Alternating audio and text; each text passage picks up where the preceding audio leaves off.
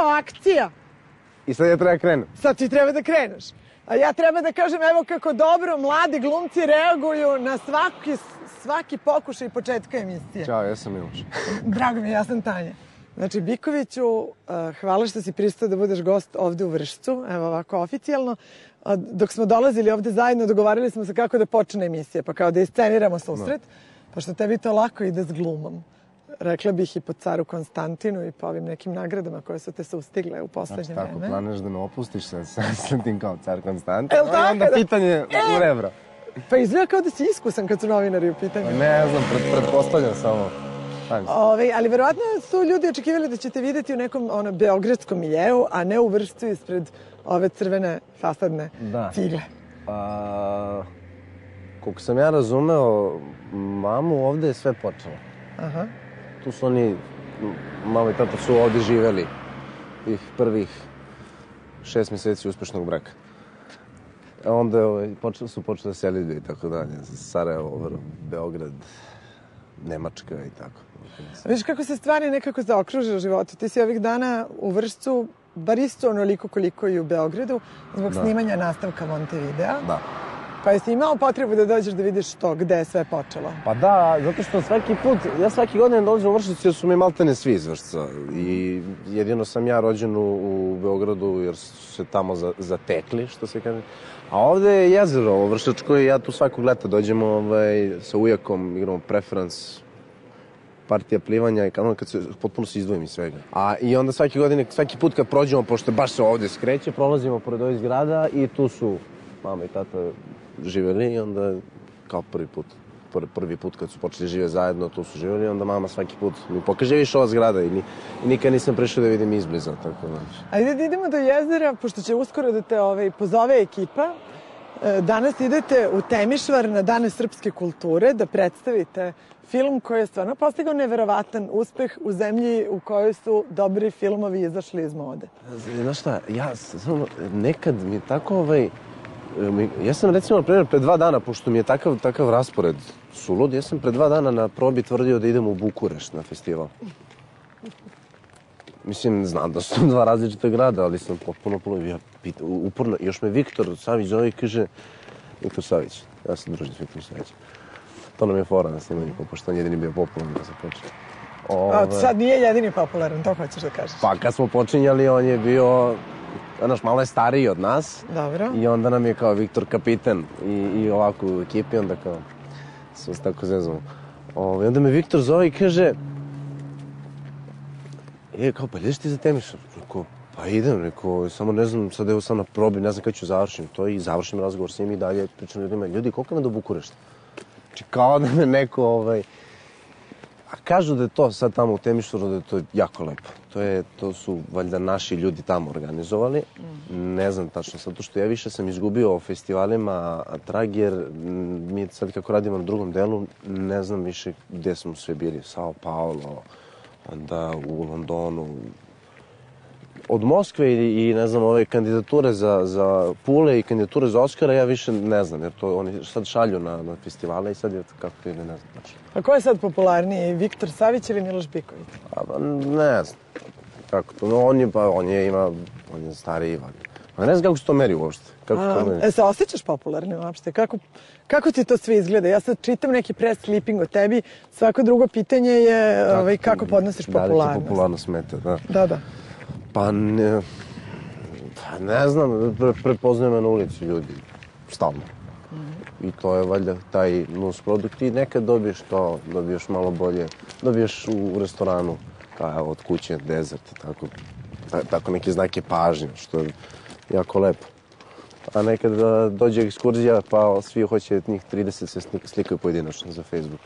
Pa da apsolviramo tu priču o popularnosti, te nove tehnologije kao što je Facebook, dovele su do pravljenja tih fan grupa.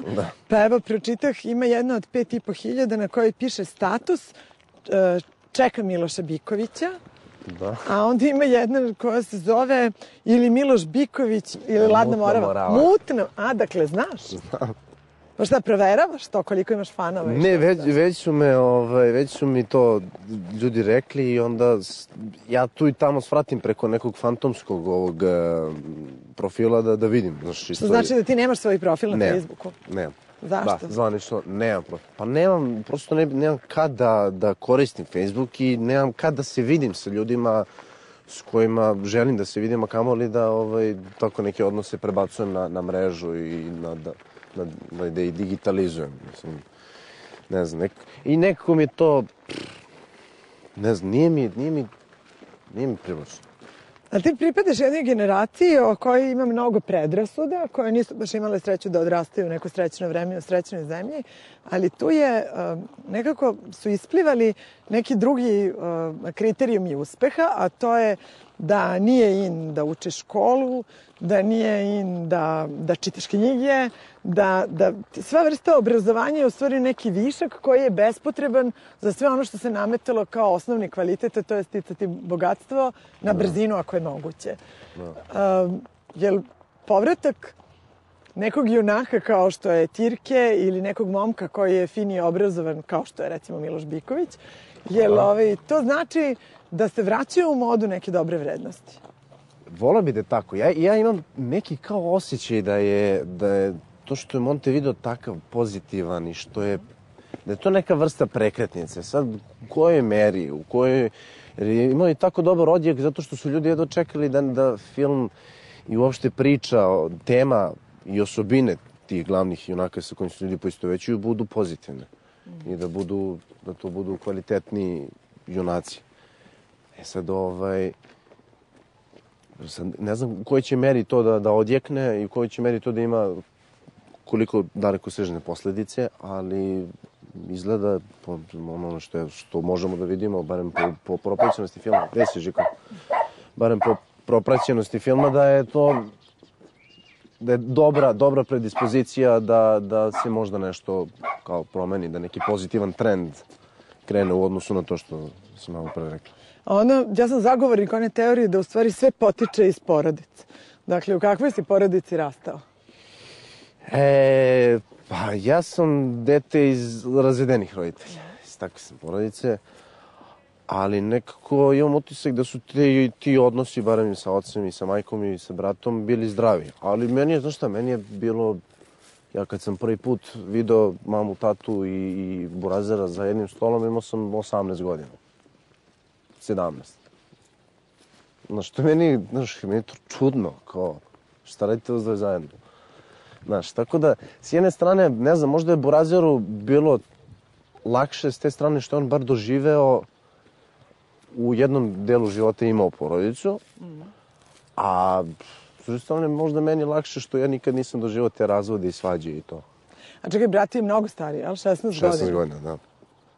Pa kakav kontakt možeš da imaš sa bratom koji je toliko stariji? Kad si klinac nikakav, jel? Ne, kad sam imao, do moje 5. smo se super slagali. Dobro. Super. Da li smo onda se u ideologiji razišli ili šta je u pitanju, ne znam.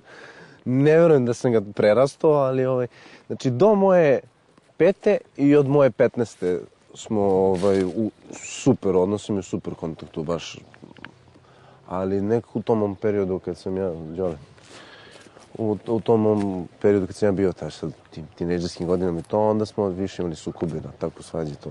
Nisam mogu da ga razumem često. A on je uvijek bio u fazonu, ne moraš ti da spadneš sa zgrade da bi znao da će se razbiješ dole kad padneš, kad sam to već ja uradio pre tebe kao slušaj me. Ja naravno nisam ništa ga slušao. Nekako uvijek iskustvo mora da se stiče samostalno. Pa, da. Ali i ne mora, jer skupo je, znaš, kad ga samostalno, kad ga kupuješ, možeš valjda i da ga pozajmiš malo od Burazera. Brat ti se zamonašio? Jeste. I u kom je manastiru sad? To samo govori o našem odnosu. Misliš da se zbog tebe zamonašio? Nisam ja jedini. Šalim se ja, videla sam da je bio i na premijeri u Sava centru. Jeste, da. I kakav mu je bio komentar kad te gledao na velikom platnu? Pa on je jedan od mojih najstrožih kritičara. Aha. I baš zato što je tako strog, zato mu i verujem. Kad mi kaže da je nešto dobro, onda ja budem opušten.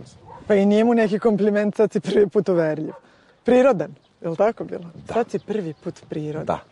I zato sam bio na njega malo ljut jer, ali to je on, u stvari, on je, nekad imamo problem što kao ja sad znam neku stručnu terminologiju vezano za glumu, znaš, prirodan je za mene za diletante, a u stvari prirodan je vrhunska osobina, naturščici su prirodni, Ti se prosto uvrediš kad ti neko kaže da si prirodan, a ti završio akademiju. Da, a zapravo, mislim, biti prirodan u svakoj ulozi koju radiš je vrhunska osobina za glumca. Tako da je verovatno on to teo da kaže, sad ja kako ja to... Kako ti to umačiš, da to bolje zvuči nego ono što je on rekao. Kad bi čovjek rekao u istoj porodici, jedan se povukao i posvetio Bogu, a drugi, po onom kako to izgleda pojavno kao profesija glume, drugi je u stvari uživa u pokazivanju i divljenju drugih prema njemu. Ima li uopšte sličnosti u putevima koje ste odabrali? Ima. To si tačno rekla jer je ta neka vrsta egzibicionizma ili ne znam sad da li to ide iz nekog narcizma ili iz čega, to je stvarno, priznajem, stvarno bio moj motiv kad sam kao klinac počeo se bavim glumom. Jer jeste, volim da se zaigram i sve to, ali ta pažnja između ostalo bio jedan od motiva. Ali kasnije kako sam krenuo da razmišljam o tome, mislim da sam počeo polako da se time zasićujem i da tražim neke druge razloge što se ja bavim time i na akademiji sam počeo se pitam to kao šta je moja uloga, šta ja treba da uradim kao glumac. Znači ne šta je moja uloga kao šta treba glumim, nego šta ja treba da odigram u životu. Ali nešto mi samo palo na pamet otprilike kao što su neki ljudi ranije bili, znači da gluma nisu samo zabavljači, glumci nisu samo zabavljači, nego da su neka vrsta, kažem, ljudi koji tumače književnost i umetnost i priče o odnosima, o ljudima i psihologiju na neki način daju kao približavaju publici i ljudima. Tako da ja bih voleo da dostignem taj stepen bavljenja glumom. Jesi ikad probao bratu da objasniš zašto baš gluma, a on tebi zašto baš manastir? Mislim da se mi na tom polju nekako razumeli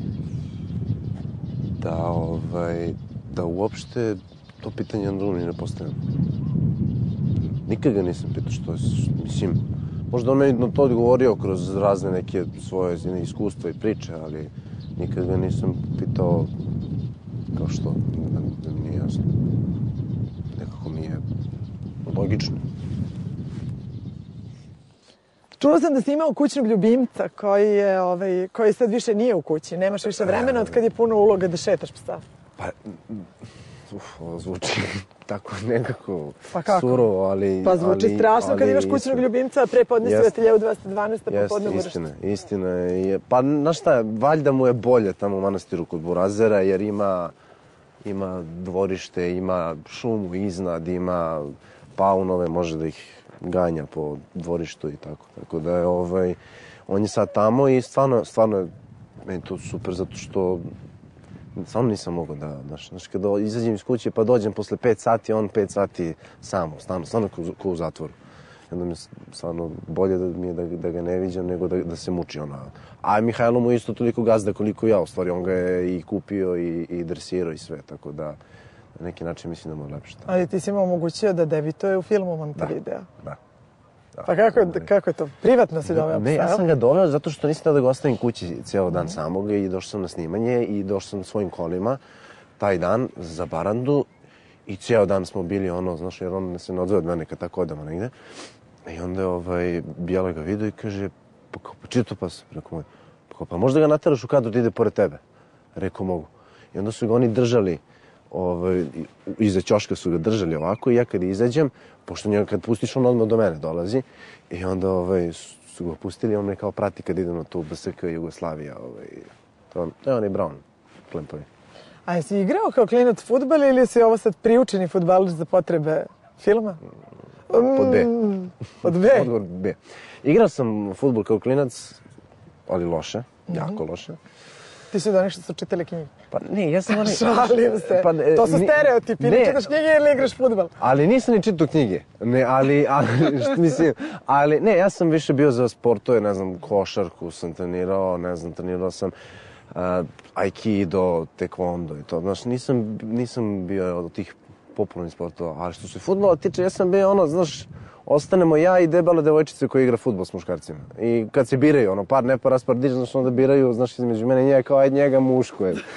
Ne, mislim, otprilike tako, bio sam ono, predzadnji, znaš, ono, kad se biraju golmani, znaš, kad ostaju oni koji će... Čekaj, kažu da si fantastično šutirao ljude po Knez Mihajlovoj. Da. Pa bolje ti da pričaš nego ja, gore zvuče kad ja ispričam. Ok, vidim i svako novo pitanje me sve više plaši. Pa kad sam bio klinac, iz nekog razloga, ne znam, a morat ću da nađem psihijatra da porazgovaram s njim oko toga. Knez Mihajlova je ujna baš koja radi iz Vršca, ujako žena. Ona me, kaže, nije mogla da me stigne po Knez Mihajlovoj i trčala je za mnom, ja idem kroz Knez Mihajlova i meni kako priđe, a pošto sam imao plave lokne kad sam bio mali, i kako mi ko priđe i kaže, ja, vidi mali što si sladak i to, ja paf u cevanicu. Ne znam zašto. Pa čekaj, da zastanemo kod ovih tamnih mrlja. Jako mi je neprijatno. Da zastanemo kod tamnih mrlja iz detinjstva, tu ćemo obično reklame, a sad idemo da... Da, i onda kao, kupite meni. Da ekipa ne ode u Temišvar ili Bukurešt? Da, i to. Eto, opet izgovaraš ti, ali ajde, u Temišvar. U Temišvar, ajde.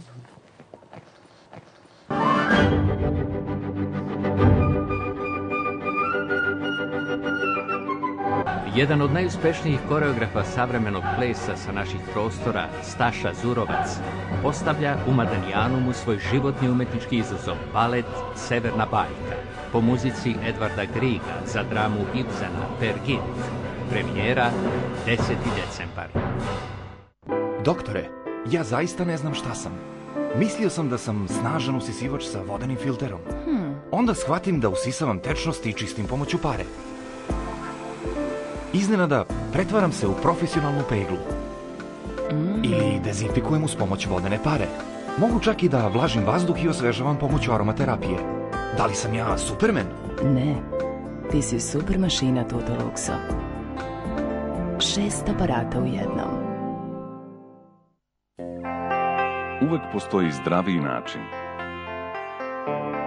Uvek je moguće naći dovoljno vremena za važne stvari u životu. Uvek se može sačuvati više novca. Uvek postoji način da vaša hrana bude i zdrava i ukusna. Nova Cepter Masterpiece kolekcija. Najbolje posuđe na svetu.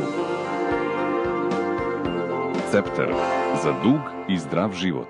Terapijer, prečišćivač vazduha, ubija viruse, bakterije i grinje.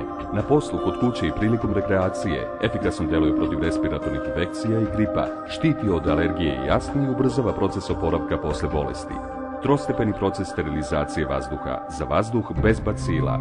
Cepter, čuvar vašeg zdravlja. Dobro vam jutro. U našem gradu lep dan. Temperatura... Ne mogu da zamislim dan bez šoljice dobre kafe. Miris kafe iz mog kućnog espresso aparata čini svako jutro posebnim. Ukus, egzotična i prefinjena aroma, raskošna pena. Pravi italijanski. Otkrite Zespresso, vaš najbolji espresso. Pokret nam čini život. Tempo vašeg života je vaša strast. Bioptron je savršeno rešenje za svako telo, svaki dan, jer koristi prirodno lekovitu moć polarizovanog svetla. Medicinski odobren i klinički ispitan, Bioptron je pouzdan i snažan tretman za smanjenje bolova, lečenje rana, protiv depresije i ostalih zdravstvenih tegoba koje mogu da vam uspore život. Bioptron, Cepter Medical. Postali smo deo sveta u kome se trguje. Umetničkim i antikvitetnim predmetima. Na pravi način. Aukcijska kuća Madl Art.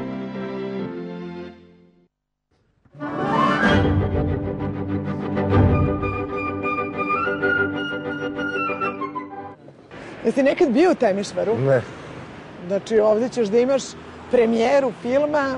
Ovo je moj rumunski breakthrough. Znači, planiram da sad napravim u Rumuniji prve korake u internacionalnoj karijeri, jer ovo je Evropa. Sad se ti šališ, ali verovatno tvojim vršnjacima izgleda glamurozno život kojim živiš. Pa moguće, ali ja uopšte, na primjer, ja ne izlazim. Veruj mi da svaki moj vršnjak izlazi više nego ja. Ja uglavnom se iznurujem radom i nemam kad izlazim, a kad imam slobodno vreme koristim da se vidim sa užom i širom porodicom, sa prijateljima s kojima se ne viđam. Pa onda ponekad tako izađem do kafića ili eventualno kafana, ali klubovi to, znaš šta, neki... Čak nisam ni nešto mnogo zaljubljeno u te crvene tepihe, u te premijere, to nije mi to nešto kao glamur. Gde ste sve promovisali film? Bili smo u Moskvi, u Puli, bili smo na Tenerifima na snimanju. Kako je tebi kao momku koji voli rusku literaturu izgledala Moskva i doček u Moskvi? Ljudi su reagovali isto kao naša publika.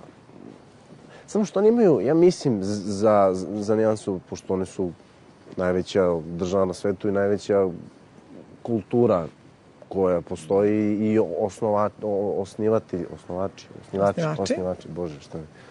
osnivači uopšte glume i dramaturgije moderne, psihološke, Čehov, Stanislavski i tako dalje.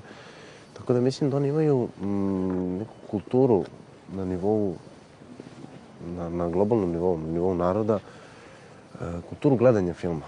Tako da oni nekako ne aplaudiraju kao kod nas samo na neku foru ili na geg, nego oni aplaudiraju i na poentu, na poruku scene. Aplaudiraju kad, ne znam, scena se završi sa nekim gegom i posle tog gega ide, kod nas ide smeh i kod njih ide smeh samo što posle toga on kaže nešto, ljudi, ne znam, kad Cile kaže u fudbalu imate drugo polovreme, a u životu nemate. Oni na to aplaudiraju. Tako da su, ne znam, to mi se jako dopalo i to.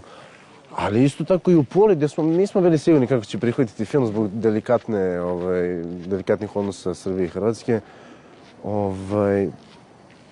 Ljudi su isto reagovali kao beogradska publika, smejali se, bili onako puna srca, izašli iz te kaštela tu gde smo imali projekciju. Jesi prvi put bio u Hrvatskoj? Ne, bio sam 2 puta pre toga.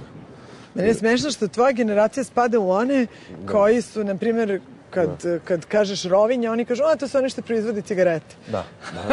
A ne znaju kako je izgledalo to kad je sve bila jedna država. Ne znam ni ja, znaš, to je to što si ti rekla. Ja se probudio u životu, sve sam dobio i kao prva informacija je rat.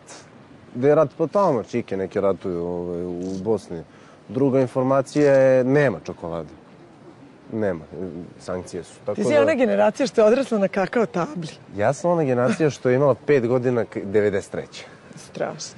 Dakle, kakao tabla, sećam se. Znam neke klince iz tog vremena koji sad ne vole čokoladu, uvek traže ukus kakao tabla jer su na njoj odrasli. Da. Nije to askeza, nije loše. Proizvedeti neku vrstu odbrambenog mehanizma i... Čega se još sećaš iz tog vremena odrastanja i te začudnosti? Tata je radio u inostranstvu do 90. neke, tako da smo... Šta ti je tata po profesiji? Komercijalisti. Radio za Minoltu. Konika, štampači to. I dok tamo nisu oni podobijali neke otkaze i to zbog embarga i to, oni još smo se sa devizama snalazili nekako. Tad su devize bile vrlo važne, tako da svaki prihod iz inostranstva je bio super. A onda su krenule sankcije i sve što to nosi? Da. Onda on tamo i dalje imao neke svoje kombinacije, dalje on nešto zarađivao tamo, pa je slao tu alimentaciju. Mama je za tih 5 maraka uspela da se skrpljava, ne znam. Sećam se da nam je kirija bila 130 maraka, nam je bila kirija. I mama je molila da je skine na 100, kao i gazda, ali on nije teo, ali onda bi su tih 30 maraka mi bi živjeli Uvijek mi ovaj uvijek iz Vršca mi priča, kaže, tad su ljudi, neki njegov prijatelj je na Čeku je kupio skutere, ne znam koliko, na pumpi i napravio biznis posle toga, ljudi su se snalazili, ali moji roditelji nisu bili od tih. Snalažljivih? Da, od tih koji, vidi, gdje je Marka? Kad se paralelno sa tim divnim životom 90-ih desilo da poželiš da počneš da se baviš glumom i da kreneš u te neke glumačke školice? Pa posle 90-ih. 2001. je bio kod Neše Nenadavića ta audicija na školu glume. Ja sam tako potpuno nepripremljen otišao. Čak nisam ni znao ovo što ništa o glumi.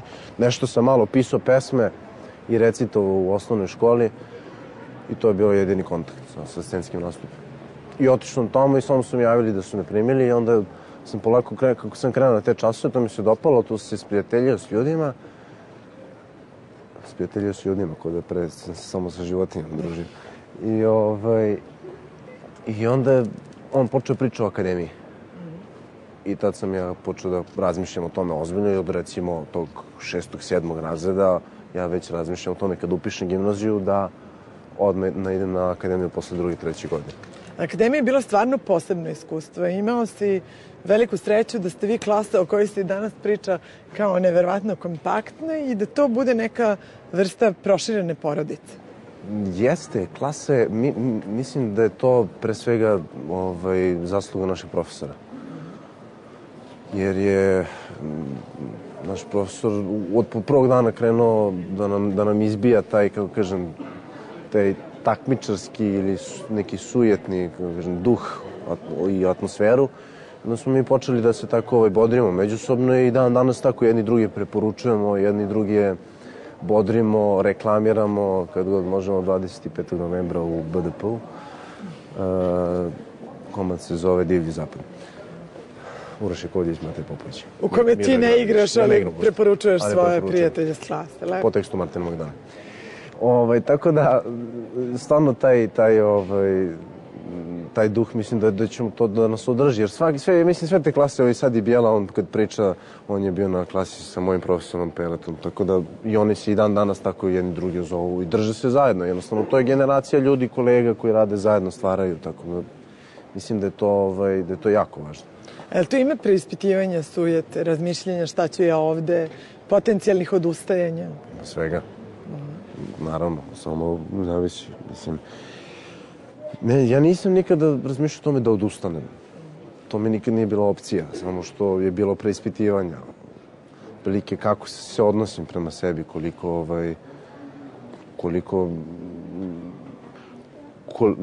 problem je to što ja sam, kada sam bio zadovoljan sobom, postajao lenj na fakultetu. I onda je to je moja jako opasna osobina i tako da, nešto, mislim da će to u karijeri da me skupo košta. Ne znam, stvarno ne bi voleo, ali vidit ću. Ali imaš utisak da su ti stvari nekako lako dolazile i te prve uloge u velikim serijama na RTS-u i evo i ova uloga? Pa, ne, da, imam. U stvari, sad kad... Nije, u stvari, Montevideo je baš bilo baš sam, kako kažem, znaš onu izreku što ti kaže, našao sam se ko Pontije Pilat u vjeruju. Znaš, sasvim slučajno je zato što je živo u tom vremenu dospeo u molitvu, tako da, eto, ja sam se tako, recimo, našao sasvim slučajno jer je neki drugi glumac trebao da igra neku malu ulogu u Rodama, pa njemu nije dao profesor, onda sam ja uskočio. Pa sam onda tako postao bijeli negde u malom mozgu za Montevideo. Na Montevideu mene su precrtali na castingu za fudbal. A što? A zbog fudbala? To, 2 leve noge. To, pogledaj making of. Vidjet ćeš što. I onda je Bijela se sjetio, neka, ajde, možda će mi koristiti nešto. Potpuno onako, i čak i on je tada razmišljao, ja sam razmišljao, ovo što nisam razmišljao o Tirketu, kakav Tirke, ja sam razmišljao da dobijem neku ulogu manju, neku ulogu koja bi mogla sa mojim fudbalskim mogućnostima da se onako poklopi.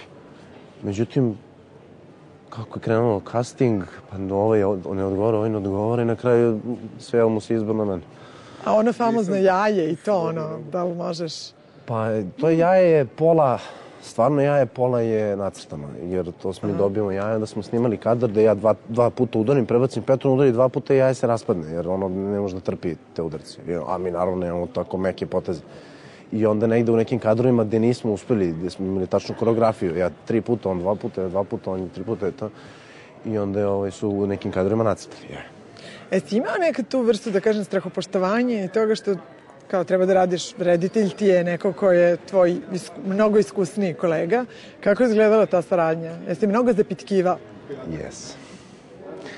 Jesam. Bijela je od mene, kako kažem, kad me zvao da mi kaže da sam dobio ulogu i to, ja sam rekao, ja imam samo jedan jedini uslov, a to je da sve moje predloge saslušaš. Imaću 10 glupih i 1 pametan, ali sve da saslušaš. I onda je Bijela posle, recimo, 1.5 godina saradnje rekao, slušaj, kad smo ja opet nešto predlagao, on je rekao, slušaj, ja sam mislio kad si ti rekao da imaš 10 glupih predloga i 1 pametan da se ti šališ, ali ti stvarno imaš 10 glupih i 1 pametan, kaže, ne, stvarno. Ali ne, on je jedan od takvih ljudi na koje ne mogu da se naljuti. Mislim, i jednostavno, kako god da se mi šalimo, to on je stvarno meni toliko pomogao u tom filmu i stvarno mu verujem apsolutno.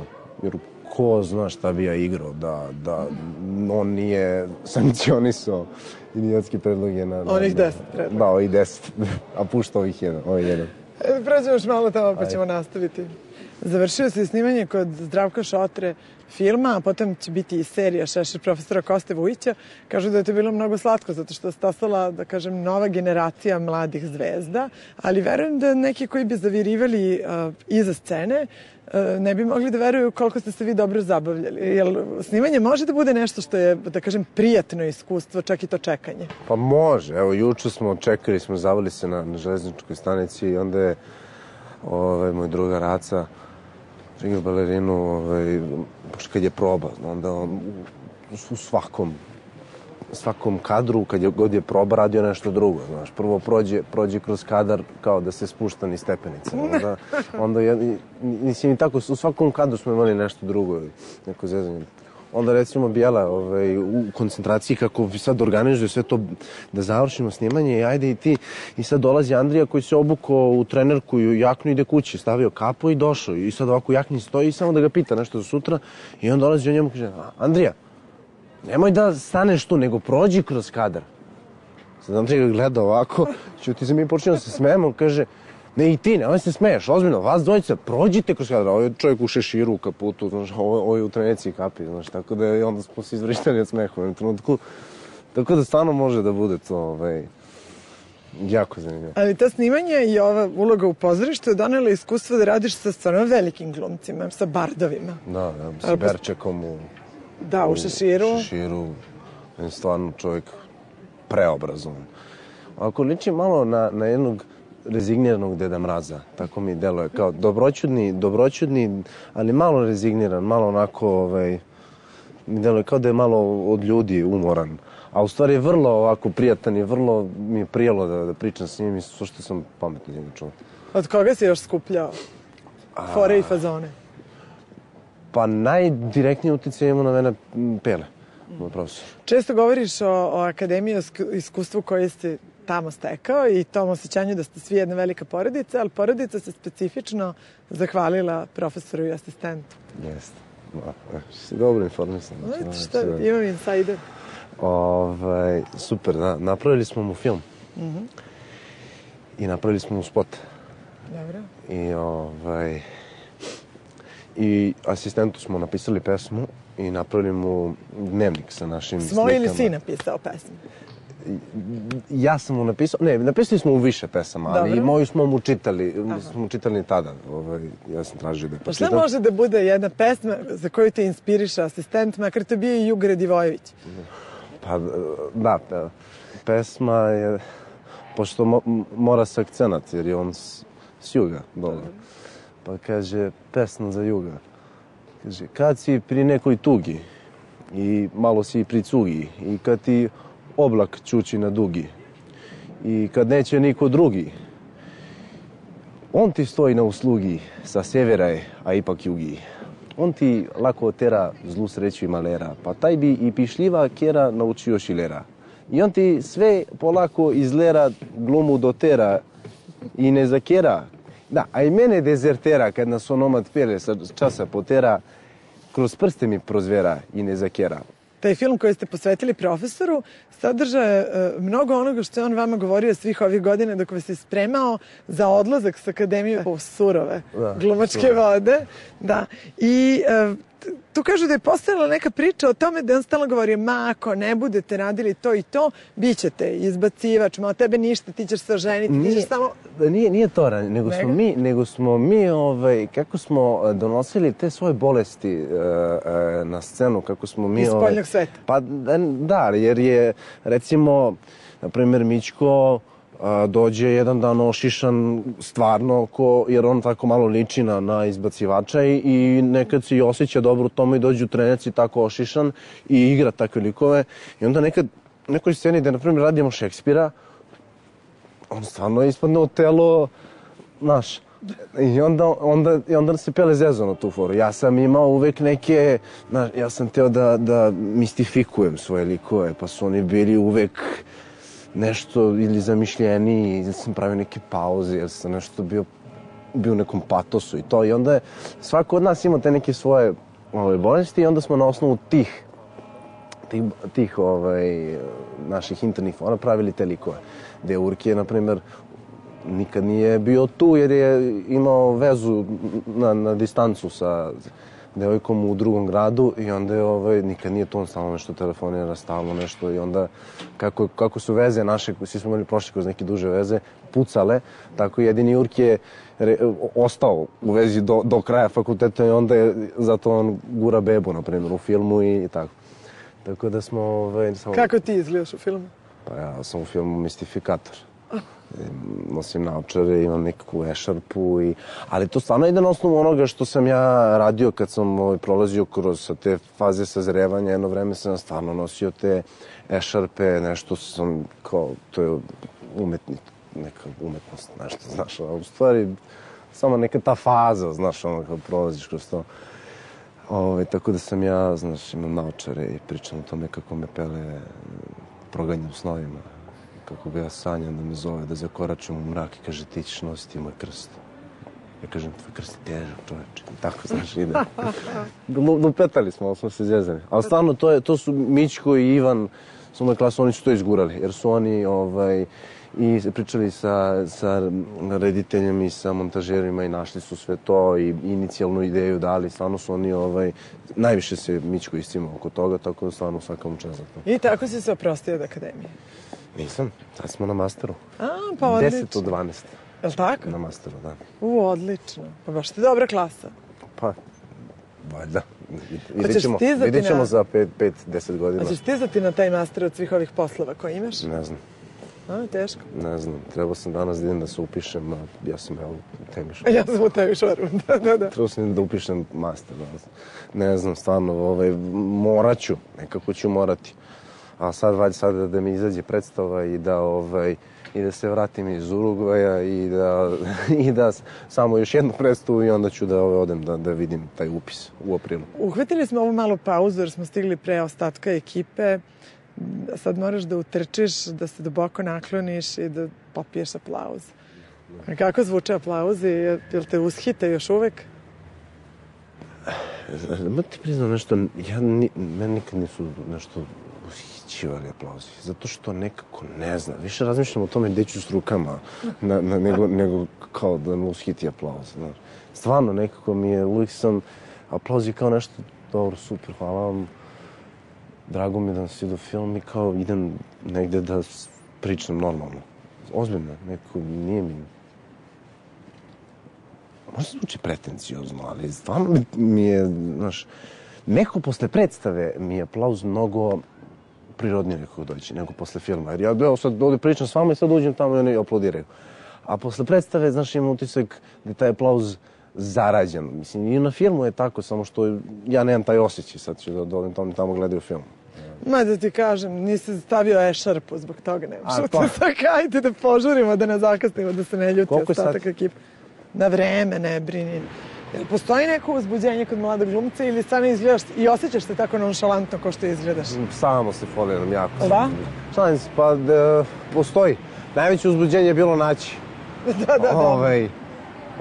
bioskopa, sad samo treba da se nađemo, da vidimo gde su. Treba prođemo kroz ovu knjižaru. Meni je strašno žao samo što nismo mogli da snimamo na našoj granici, jer je ushićenje žene koja je radila na granici bilo strašno simpatično.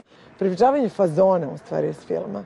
Jer ovaj film, u stvari, ušao u narod, što bi rekli tako, da ljudi prepričavaju što se... Replike, kao ono kad je Bora Todorović u Balkan Ekspresu napravio. 5 kila da odnesem i tako to. Ima tih... A imaš ti omiljene replike iz domaćih filma? Pa, imam, kako koja. Ima ona iz Balkanskog špijuna, pa ti si neki veći izdajnik i to. Tako da ima tako neki koje se zalepe pa ostanu u upotrebi.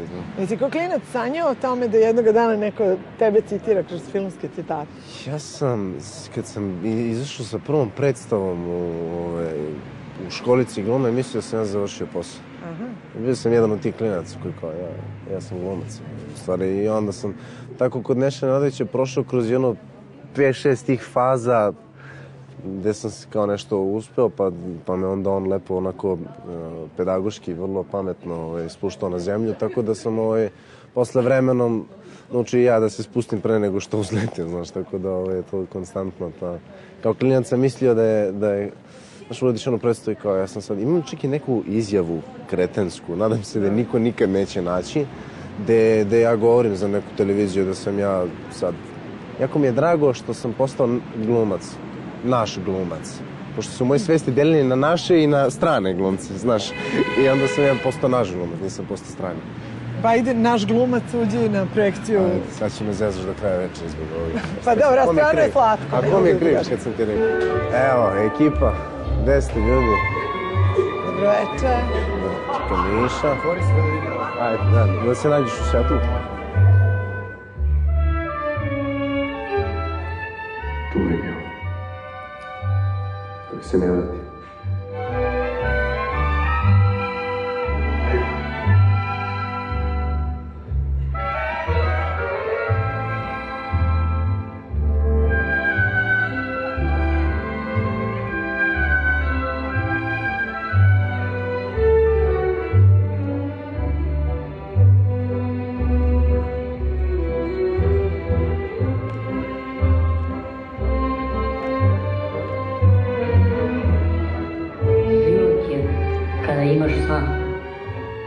I kada veruješ u njega, a kada snovi postanu stvarnost, pobedio si vreme.